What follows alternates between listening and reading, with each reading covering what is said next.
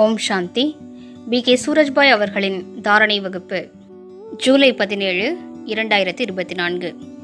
உயர்ந்த முயற்சி செய்வதற்கான சரளமான விதிமுறை சுயமரியாதைகளின் பயிற்சியாகும்.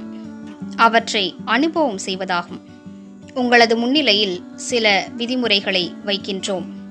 உங்களுக்கு பிடித்தமான சுயமரியாதைகள் ஒரு 10 நோட் செய்து வைத்துக் கொள்ளுங்கள்.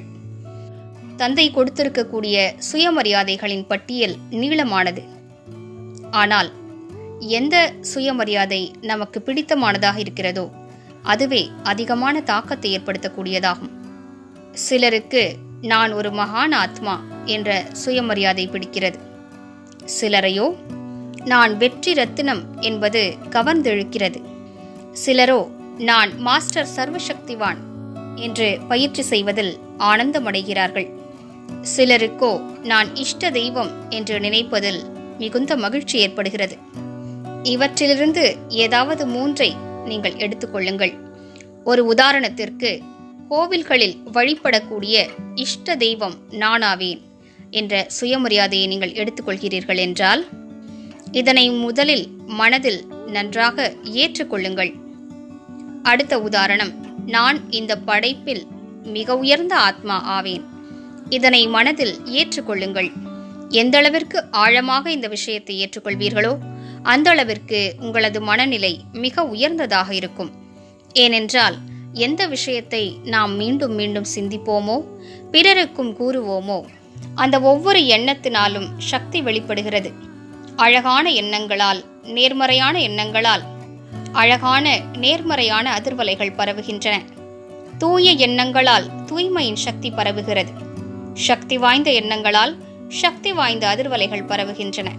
அந்த எண்ணங்கள் முதலில் மூளைக்கு செல்கின்றன, பிறகு உடலிலும் பரவுகின்றன, பின்னர் அந்த அதிர்வலைகள் வெளியிலும் பரவுகின்றன. இவ்வாறு அதிர்வலைகள் பரவிக்கொண்டே இருக்கின்றன. எனவே சுயமரியாதையை விட இவ்வுலகில் சக்தி வாய்ந்த எண்ணங்கள் வேறு எவையும் இல்லை. இவை அனைத்திலும் உயர்ந்த எண்ணங்களாகும். இவற்றை தேர்ந்தெடுத்துக் கொள்ளுங்கள். மேலும் பயிற்சி செய்யுங்கள். எவற்றை தேர்ந்தெடுத்து மன விருப்பத்தோடு நீங்கள் பயிற்சி செய்வீர்களோ அவற்றின் தாக்கம் மிக அற்புதமானதாக இருக்கும். பாபாவின் ஒரு மகா வாக்கியத்தை நாம் அனைவரும் நினைவில் கொள்வோம். உங்களது மனநிலை உயர்ந்ததாக இருக்கும் என்றால் சூழ்நிலைகள் சுலபமாக அனுகூலமானவையாக ஆகிவிடும்.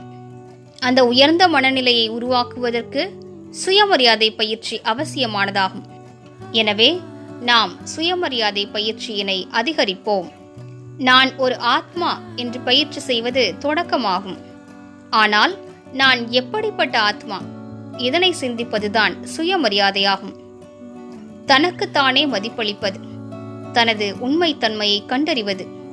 ஏனென்றால் இது வேறொருவருடைய பொருள் அல்ல, இது நமதாகும். நமது சுபாவ சம்ஸ்காரங்களாகும், நமது உண்மையான நிலையாகும். எனவே அவை சுலபமாக தாரணையாகிவிடும். மேலும் சுலபமாகவே அவற்றின் அனுபவங்கள் ஏற்படும். நீங்கள் இவ்வாறு தொடங்குங்கள். உங்களது வீட்டில் தூய அதிர்வலைகளை நீங்கள் பரவச் செய்ய விரும்புகிறீர்கள் என்றால், சூழ்நிலையை சுத்தமாக்க வேண்டுமென்றால் சுயமரியாதை பயிற்சி செய்யுங்கள். ஏனென்றால் தற்காலத்தில் குடும்பங்களில் இவை மிகவும் அவசியமாகின்றன. பல குடும்பங்களில் பலரும் மது பழக்கத்திற்கு, மாமிசத்திற்கு அடிமைகளாக இருக்கிறார்கள். சிலர் தீய நட்பில் மாட்டிக்கொண்டு விட்டார்கள். சிலர் தவறான பழக்கங்களில் மாட்டிக்கொண்டு விட்டார்கள்.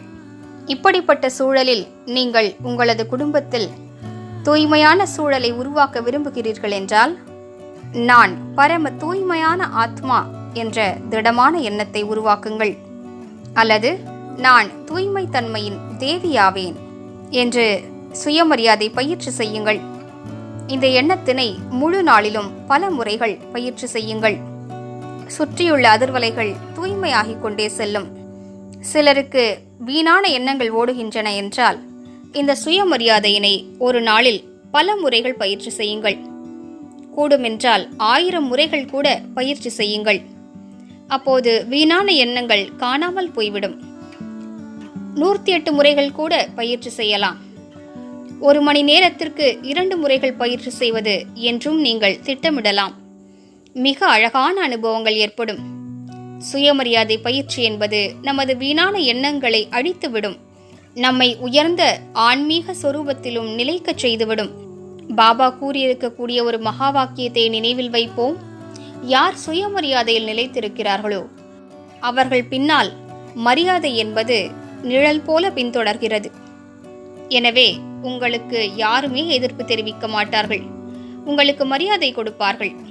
நீங்கள் உங்களை பற்றி என்ன கருதுவீர்களோ அவையே பிறரும் உங்களை பற்றி கருதுவார்கள்.